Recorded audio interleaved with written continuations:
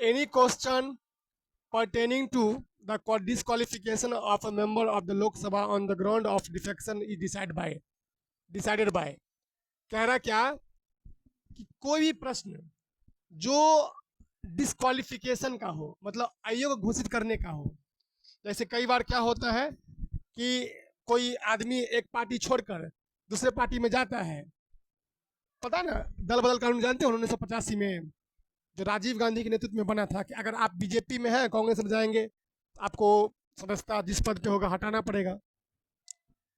तो इसका फैसला कौन लेगा फैसला लोकसभा केस में कि वो ये जो कोई व्यक्ति अयोग्य है या नहीं, इसका फैसला कौन लेगा? लोकसभा के स्पीकर। कौन लेगा जी? वेरी गुड, पढ़ के आए हो। चलो, लोकसभा का स्पीकर जो होता है वो इसका फैसला लेता है, समझे? हाँ, देखिए, तो मैं बता रहा था कि लोकसभा में जो भी अयोग्यता के प्रश्न होते हैं, कोई व्यक्ति अयोग्य है या योग्य, मतलब उसको हटाना है या नहीं हटाना है, इसका फैसला कौन लेगा? लोकसभा के अध्यक्ष। जैसे मेरे पर कोई आरोप लग गया, मान लो, तो मुझे हटाएगा। मान लो मैं, suppose I am MP of Lok Sabha, मान लो कि मैं लोकसभा का एमपी हूँ, तो मुझे हटाया जाएगा या नहीं हटाया जाएगा, इसकी इसके लिए मुख्य रूप से कौन जिम्मेदार होगा? इसके लिए मुख्य रूप से कौन आदमी है, मतलब कौन तय करेगा कि मैं सही हूँ या गलत हूँ? लोकसभा स्पीकर। एक बार लिख लो, एक बार लिख लीजिए। देखो, लोकसभा के सदस्य की अयोग्यता से संबंधित फैसला का लोकसभा के सदस्य के अयोग्यता से संबंधित कोई भी प्रश्न का फैसला लोकसभा के सदस्य के अयोग्यता, मतलब डिस्क्वालिफिकेशन के से रिलेटेड कोई प्रश्न का फैसला कौन करेगा? वही करेगा speaker of the Lok Sabha. Lok Sabha के अध्यक्ष जो होंगे वही फैसला लेंगे, है ना? क्या बोले? वही क्या लेंगे? फैसला। ठीक है, कि कोई भी क्या है, किसको रखना है किसको नहीं रखना है। ठीक है, कोई दिक्कत? अगला क्वेश्चन देखो, which of the following constitution amendment has enormously strengthened the power of the speaker, chairman of the houses of the parliament, state legislature? देखो कह रहा है क्या, मतलब कौन सा संविधान संशोधन ये लोकसभा के स्पीकर को या राज्य विधानमंडल के स्पीकर को ये शक्ति देता है, ज़्यादा शक्ति और शक्ति बढ़ा दिया कि आप किसी भी व्यक्ति को अगर गलत तरीके से है तो उसको आप हटा सकते हैं। मतलब दल बदल कानून के बारे में पूछ रहा है, तो दल बदल कानून किस संविधान के किस संशोधन के द्वारा हुआ था? 52 में कब हुआ था? 1950। हाँ, तुमको बस ये याद करना है, सवाल कह रहा है कि लोक दल बदल कानून किस संविधान संशोधन के द्वारा हुआ था? क्या बोलोगे? 50 सेकेंड। 50। इसमें कहा गया, अगर मान लो मैं बीजेपी पार्टी से हूँ, मैं अगर कांग्रेस में जाता हूँ, तो मैं जिस पद पर हूँ वो पद पे क्या होगा? हालांकि ये बहुत डिटेल भी है कुछ हद तक, कई ऐसा केस है जिसमें एंटी डिफेक्शन लॉ नहीं भी लगता है, समझे? एक बार लिखे तो, दल बदल कानून संविधान के किस संशोधन के द्वारा हुआ था? दल बदल कानून संविधान के किस संशोधन के द्वारा हुआ था? दल बदल कानून संविधान के किस संशोधन के द्वारा हुआ था?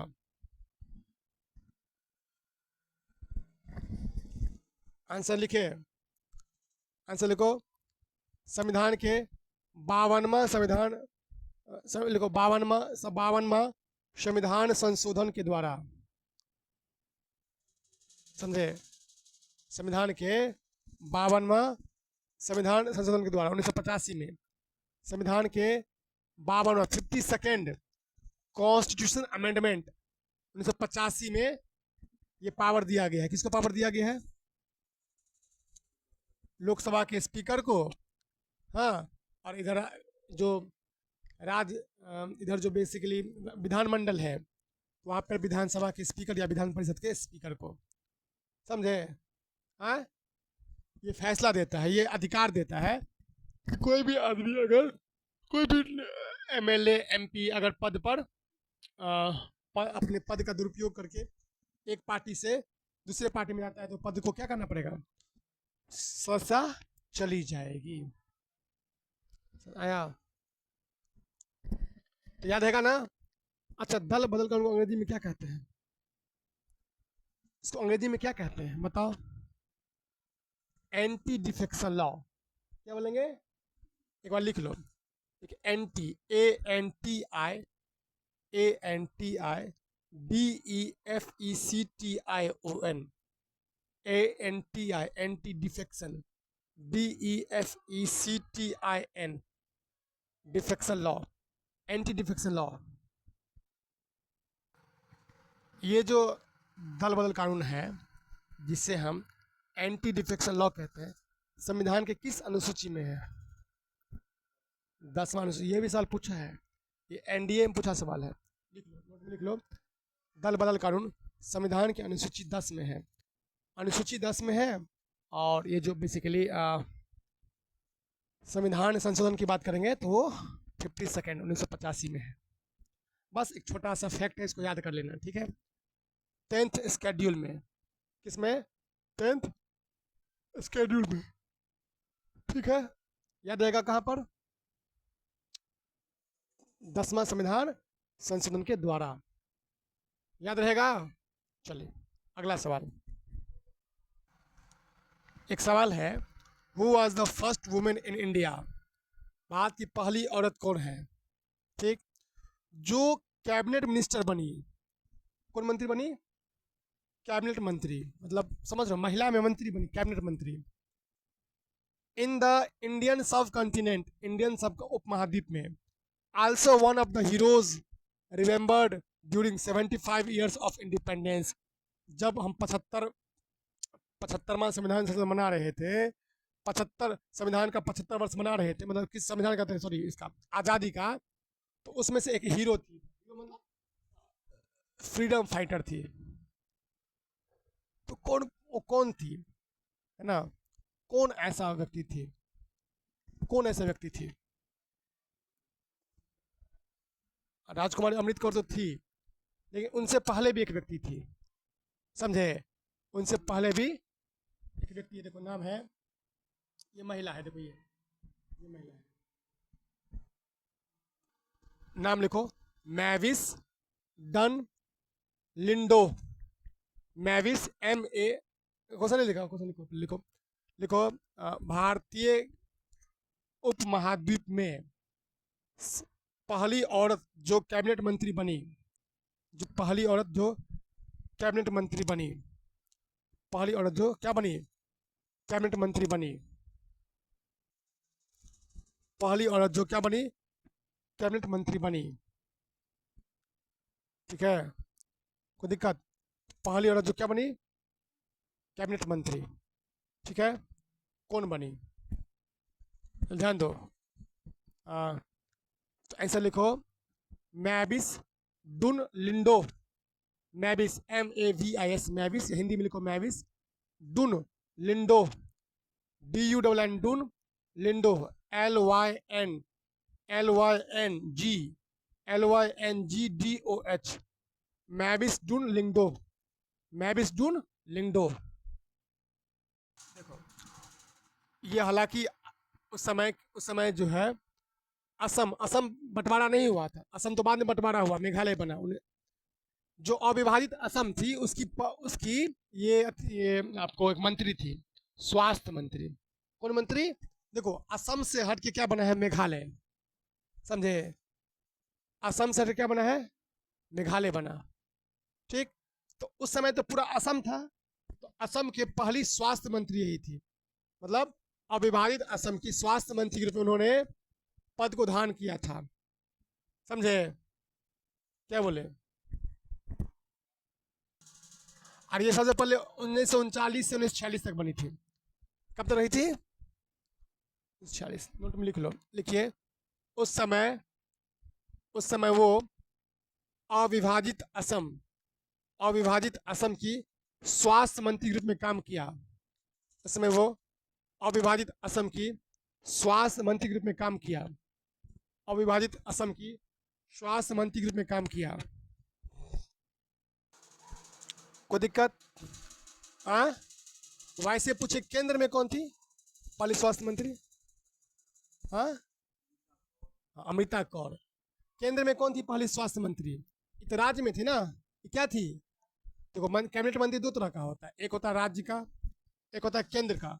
अगर ओवरऑल पूछे कि भारत सरकार में केंद्र में पहली स्वास्थ्य मंत्री कौन थी?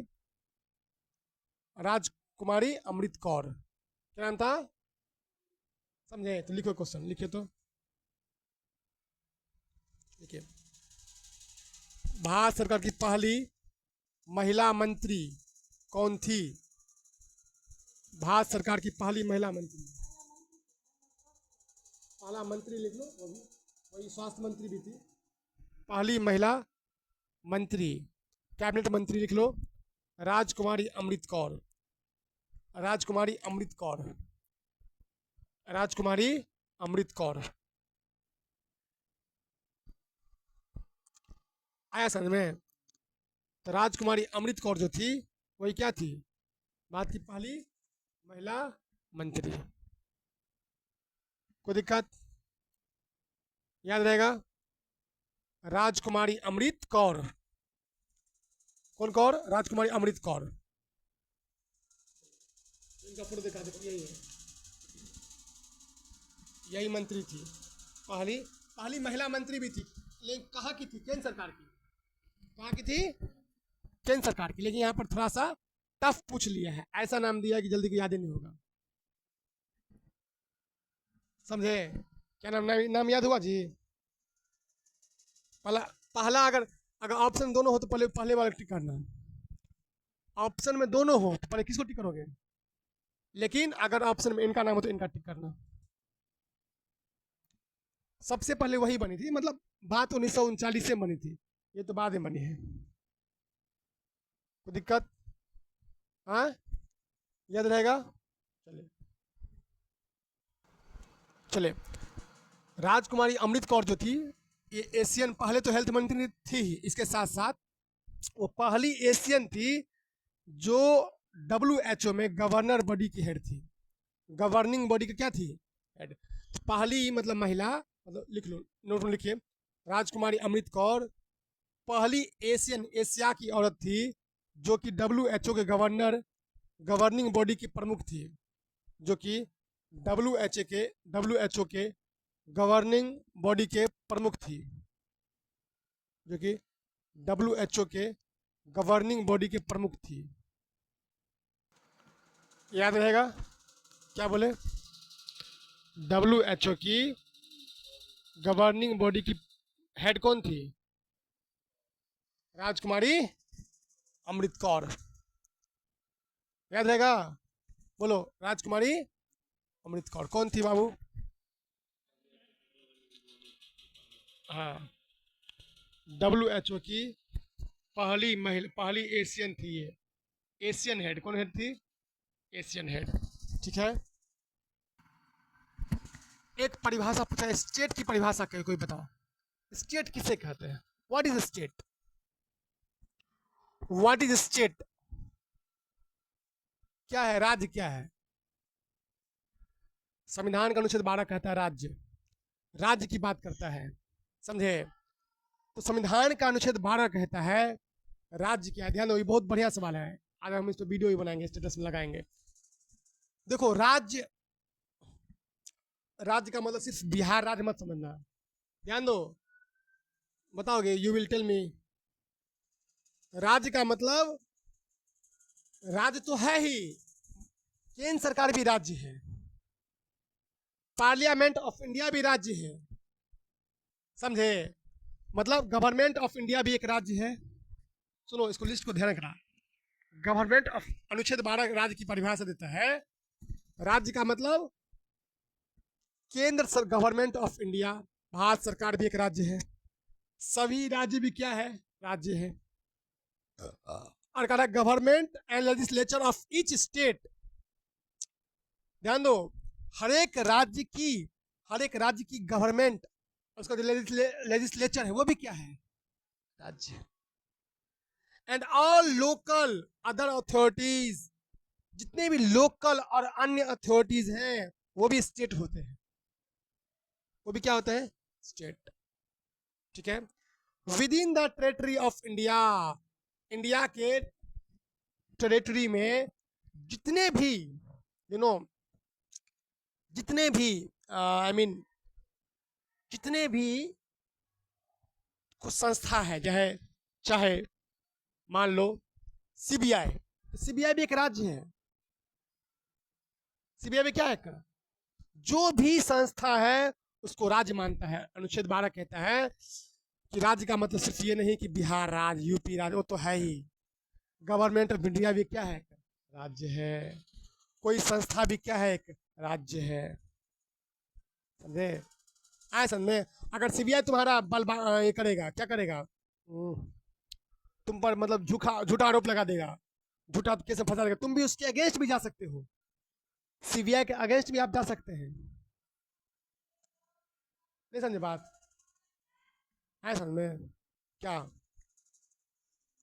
सीबीआई के अगेंस्ट भी आप जा सकते हैं, कोई दिक्कत, याद रहेगा। चलो, तो राज्य का मतलब समझ आया। कोई भी सरकार हो, चाहे केंद्र सरकार हो, राज्य सरकार हो, कोई भी संस्था हो, वो सब राज्य के अंदर आते हैं, समझा। हाँ, और these all are what, states.